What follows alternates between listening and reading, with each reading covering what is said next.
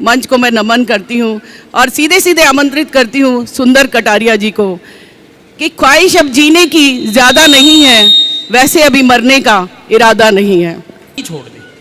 अब मैं बस नमस्कार ही करता हूँ और बात सुंदरता की कर रहा था कि वीणा जी कह रही थी कि भाई सुंदर कटारिया हमारे बीच हैं। सुंदर कटारिया नाम से हूँ, मैंने पिताजी से कभी पहले कहा था नाम के हिसाब से, मैंने कहा जी मैं लव मैरिज करूँगा। बोले बेटा तू लव मैरिज ही करियो। मैंने कहा ऐसा क्यों? बोले तेरी शक्ल ने देख कर तो बिहारी भी नाट जाएंगे, इतना ज़्यादा सुथरा तू है नहीं। ये हालात है, लेकिन मैं बड़ा संस्कारी आदमी हूँ साहब। मैंने बड़ी सुंदर सी लड़की देखी, एक बहुत सुथरी छोरी देखी, बहुत सुथरी छोरी, और देखिए मेरे संस्कार देखिए, क्योंकि रूप की बात थी, शक्ल की बात थी। मैंने उस छोरी को देख कर एक ही चीज़ सोची कि काश काश या छोरी मेरी माँ होती तो मैं भी इतना सुथरा होता। तो मेरे अंदर संस्कार कूट कूट के भरे हुए हैं। मैं इन चीज़ों का ध्यान रखता हूँ। वो शक्ल की बात पे याद आ रही है, एक बार एक शराबी आदमी और उसकी घरवाली के बीच लड़ाई हो गई। घरवाली जैसे ही उससे लड़ने लगी तो शराबी आदमी बोला, चुप हो जा तू मोटी काली कड़ूटी, तेरी शक्ल को देख कर उल्टी आती है।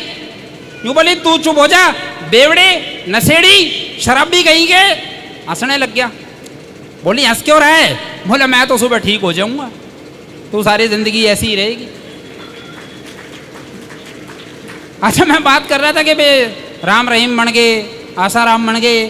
ये बाबाओं से बड़ा खतरा हो गया है देश को। फायदा भी हुआ है वैसे देखा जाए तो। देखो बाबाओं के कारण हमारी जनता कुटी, जनता कुटी तो डोकलाम से चीन पीछे हट गया। चीन ने सोचा कि जब ये अपनों को नहीं छोड़ते हमें कहाँ से छोड़ेंगे। और ये नहीं कि धरती धरती स्वर्ग भी घबराया हुआ है। इंद्रदेव ना हो गया सुन के, मुकेश शर्मा जी आपको देता हूं ये लाइन है, इंद्रदेव ना हो गया सुन के इव का बड़ा अचंभा। उर्वशी नाटी, मेनका नाटी और नाटकी रंभा, बोली नहीं तपस्या तोड़न हम धरती पे जाएंगी। अरे घर जो मूड बना बाबा का बेमतलब फंस जाएंगी। बोले धरती पे कानून बना दो कि सिर्फ देवता जावें, और अगर तपस्या ना टूटे तो दे ही तोड़ के आओ मैं। तो ये काम करना पड़ेगा। अच्छा मैं साहब जाट आदमी हूँ और जाट बड़ा भोड़ा होता है। हरेंद्र जी इस बात को मानते होंगे।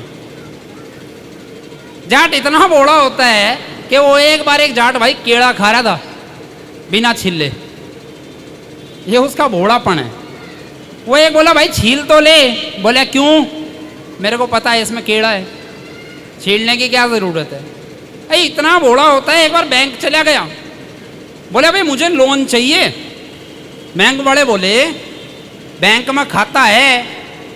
बोले देखो अब तक तो खाता था बैंक घर में, लोन दे दोगे तो बैंक में खाने लग जाऊंगा। ये भोड़ापन है। अभी पीछे हरियाणा में कितनी आगजनी हुई, आरक्षण की बात हुई, वहाँ भी जाटों ने भोड़ापन ही दिखाया। सुप्रीम कोर्ट ने कह दी जाटों को आरक्षण की जरूरत नहीं है। बहुत शरीफ आदमी निकले सब। जाटों ने भी एक ही बात कही कि हमें भी सुप्रीम कोर्ट की जरूरत नहीं है। तो ये भोड़ापन है, ये भोड़ापन कहीं ना कहीं चलता रहता है। चलिए बात करारी करता हूँ, व्यंग्य की करता हूँ कि आज के समय में सबसे बड़ी बीमारी जो हुई है ना, वो फेसबुक और व्हाट्सएप हुई है। हाल ऐसा हो गया है कि आज सुबह आदमी उठकर धरती को नहीं चूमता, मोबाइल को चूम के खुश हो जाता है कि जैसे दुकान खोलकर पूजा कर ली हो। और अगर 2-4 कमेंट्स आ गए हो तो हो गई 10-20 हज़ार की बिक्री। मतलब हाल ये है कि आने वाले समय में ना पेरेंट्स अपने बच्चों को ये कहेंगे कि तेरी परवरिश के लिए 10-10 घंटे ऑफलाइन रहे हैं और तू आज आंख दिखा रहे। अरे उस टाइम हमने आंख लड़ा ली होती ना तो बेटा कहीं और ही पैदा होता। तो फेसबुक ने साहब ये हाल कर रखे है। वो एक प्रेमी ने स्टेटस डाला प्रेमिका के लिए, काश तू मेरी मौत होती तो एक दिन मेरे पास भी जरूर आती।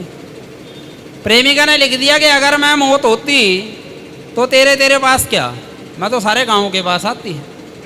ये फेसबुक का हाल है। इतना बुरा हाल कर रखे है। बच्चा पैदा हुआ फेसबुक पे, कोई बूढ़ा मरा फेसबुक पे, वो एक भाई का लड़का हुआ, पट्टे ने लड़के की ताजी ताजी फोटो फेसबुक पर डालते हुए लिख दिया, ईश्वर की कृपा और आप सबके आशीर्वाद से आखिर मैं भी बाप बन ही गया। और आशा करता हूं कि भविष्य में भी आप लोगों का सहयोग यूं ही मिलता रहेगा। अच्छा, लाइक तो आए सो आए। एक भाई ने कमेंट में लिखा कि जब जरूरत पड़े भाई को याद कर लेना। भाई और भाभी की खुशी से बढ़ के हमारे लिए कुछ नहीं। ये हाल फेसबुक का हो रखा है जी। वो माँ बाप ने तपस्या करी, खूब तपस्या करी, हे भगवान एक छोरा दे दे, हे भगवान एक छोरा दे दे। अच्छा, भगवान ने छोरा दे दिया और वही छोरा फेसबुक पे सोनम गुप्ता बन के बैठ गया। ये लड़कों ने लड़कियों की फेक आईडी बनाने का ऐसा काम कर दिया है कि अगर फेसबुक को आधार कार्ड से लिंक कर दिया जाए ना, तो पता लगे कि जिसको अब तक हम रूप की रानी समझे बैठे थे ना सविता जी, वो तो भूरेलाल हलवाई निकला। आजकल अखबार पढ़ते हैं ना, व्हाट्सएप की बीमारी देखिए, अखबार पढ़ते हैं, फोटो आ गया ना हाथ से जूम करने की कोशिश करते हैं। आदत इतनी पड़ गई है। और ये फेक आईडी पे 4 लाइनें देता हूं, देखिएगा कि लड़कों ने जो लड़कियों की फेक आईडी बनाई है कि रूप की रसीली थी वो, छोरी रंगीली थी वो, फोटो देख फेसबुक की मन ललचाया था। रूप की रसीली थी वो, छोरी रंगीली थी वो, फोटो देख फेसबुक की मन ललचाया था। और स्याणा में भी बना घना फेक आईडी ली बना, फोटो मैंने किसी और भाई का लगाया था। और दोस्ती से बात हुई, पहली मुलाकात हुई, मिलने वो आई, मैं भी पार्क में बुलाया था। और खड़े मुझसे कामें दोनों, नजरें चुरावें दोनों। जीजा मैं था उससे कहा वो साड़ा मेरा पाया था, जीजा मैं था उससे कहा वो साड़ा मेरा पाया था। और ये नहीं कि ये जीजे साड़े वाली कहानी है, बहू और सास भी फेसबुक से दुखी है। वो एक बहू फोन में लगी हुई है, तो सास उसको देख के क्या कहती है कि हे राम, ये फोन कैसे बीज बो गया। बाजियो बेटा देखियो बहू के हो गया, फोन हाथ के साथ ऊपर उठता चला गया, मुंह तिरछा गया, दम घुटता चला गया, होंठ सिकुड़ गए हैं, आंख तिरछा गई हैं। वो यूं हो रही है गति, बोले होंठ सिकुड़ गए हैं, आंख तिरछा गई हैं, लगता है बहू में तो मिर्गी आ गई है। छोरा बोला माँ क्यों हाय हाय करके जान दे रही है, चिंता मत कर, जमाना बदल गया है। वो तो सेल्फी ले रही है, वो तो सेल्फी ले रही है, वो तो सेल्फी ले रही है।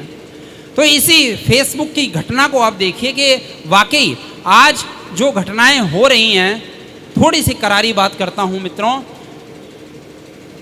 मैंने आपको बताया बच्चा पैदा हुआ फेसबुक पे, ऐसे ही कोई भी मरा, दादा गुजरे, कोई भी गुजरा फेसबुक पे, पीछे प्रद्युमन की फोटो फेसबुक पे डली। मैं मानता हूं ये हमारे लिए बहुत संवेदनहीन विषय था, लेकिन उसका असर बच्चों पर गलत भी पड़ रहा है। उनके लिए न्याय की मांग हमारी भी है, सबकी है। तो ये गलत असर को देखिएगा, आज के लोगों ने फेसबुक को कैसे मजाक बनाया है एक कविता से कि फेसबुक पे स्टेटस डाला, दादा मर गया मेरा। फेसबुक पे स्टेटस डाला, दादा मर गया मेरा।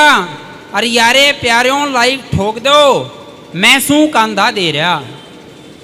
पहली फोटो जिबकी से, पूरी डिटेल लिखते हैं, पहली फोटो जिबकी से जिब सांस आखिरी ले रहा था, और मरता मरता भी दादा स्माइल कसूती दे रहा था। और बोले दूसरी फोटो उस अर्थी की जो त्यार ताऊजी कर रहे थे, और आंखें में तो उनकी मोटे मोटे आंसू झर रहे थे। बोले एक वीडियो भी भेजूं सू जिसमें दादा नहाया, और बढ़िया धोड़ा कफन ओढ़ के अर्थी पे वो आया। फिर दादी चाची ताई सारी चादर लेके आई सारी, और रोई दुहातड़ मार मार के वे भी फोटो लाई सारी। 300-400 लोग गांव के, उनके ग्रुप में फोटो 4, और चौराहे पे कांधिया बदले फोटो उनके भी तैयार। पूरी चिता का एक वीडियो भी अपलोड करया से 500 लाइक 72 कमेंट्स तय इनबॉक्स भरया से। आजकल के व्हाट्सएप की बीमारी रंग नया से, नस्ल बदल गई हमारी, और फेसबुक के चक्कर में इसे गिर गए। अगर रिश्ते नात्यां तय भी नीचे गिर गए, रिश्ते नात्यां तय भी नीचे गिर गए, रिश्ते नात्यां तय भी नीचे गिर। और सब हास्य कवि हूं, अगर घरवाली की बात ना करूं तो मेरा काव्य पाठ अधूरा है। दिल्ली से आया कार्यक्रम करके, राम बहादुर भाई जी को कहा था सीधा यहाँ उतरूंगा, लेकिन भाई साहब घर गया, एक बार उनसे आज्ञा ली कि आप पे कविता सुना सकता हूँ या नहीं। बोले सुना सकते हो। तो एक छोटी सी कविता, कविता क्या है, बस मन की बात है आप लोगों से जुड़ने की, और जितने भी शादीशुदा व्यक्ति हैं वो समझते होंगे इस बात को कि पत्नी का एक प्रश्न जो कि राष्ट्रीय समस्या है, हम फेसबुक पर भी पढ़ते हैं, सब्जी क्या बनाऊं, पति इसका उत्तर नहीं दे सकता। अगर दे देगा तो संभावना नहीं कि वो सब्जी बन जाएगी। तो ज़रा एक कविता में देखिए कि घरवाली छोरे ने सुहावे थी, थपकी दे रही थी, दूध प्यावे थी, बोली सब्जी के बनाऊं। मैं बोला कुछ भी बना ले। बोली इतना मत घबराओ, आज की सब्जी आप बताओ। एक बार तो आँख्या में पानी उतराया, अब मेरे तो पूछ ली। एक बार तो आँख्या में पानी उतराया, एक बड़ी ऐसी सब्जी खाने का ख्याल मन में आया। मैं बोला अरवी बना ले। बोली कल खाई थी। मगर तोरी बना ले। बोली परसों बनाई थी। मगर तो मैं इब्बे पनीर ले आऊं सू। बोली मैं के पनीर खाऊं सू। अरे मगर परांठे हो जाए। बोली मोटे हो जाओगे। मगर राबड़ी घोट ले। बोली खाते ही सो जाओगे। मगर तो चटनी बना ले। बोली लहसुन कोन्या। अरे मगर गट्टे बना ले। बोली बेसन कोन्या। मगर कढ़ी बना ले। बोली सामन लाग गया। मगर तो दाल चढ़ाया। बोली छोरा जाग गया। ये भी वो कति नहीं सोवेगा और कुकर की सीटी सुनते ही रोवेगा। एक काम करो, ढाबे पे चले जाओ, एक दाल 4 बटर रोटी बंधवा लो। चाल पड़ा मैं भी और के करता, ढाबे पे ना जाता तो भूखा ही मरता। पर करम भी कति सो गए थे, अंधेरा घना था, ढाबे भी बंद हो गए थे। उल्टा आके घर ने पूरी बात बताई। घरवाली फिर प्यार तक मुस्कुराई। बोली पकड़ छोरे ने, मैं चून सुन लियाऊं, पर न्यू तो बता दे सब्जी के बनाऊं। न्यू तो बता दे सब्जी के बनाऊं। वीणा जी से मैं भी पूछ रहा था कि कविताएं और सुनाऊं क्या, क्योंकि कविताएं तो 1200-1300 याद हैं, लेकिन सुनानी कितनी है। 150-200 में टिक करके लाया था कि ये सुनाऊंगा, लेकिन समय की अपनी अवधि है। बड़े वरिष्ठ कवि हमारे बीच हैं, आप इनको भी सुनिए और मुझे तालियों से आशीर्वाद दीजिए कि मैं सटकूं। बहुत बहुत धन्यवाद।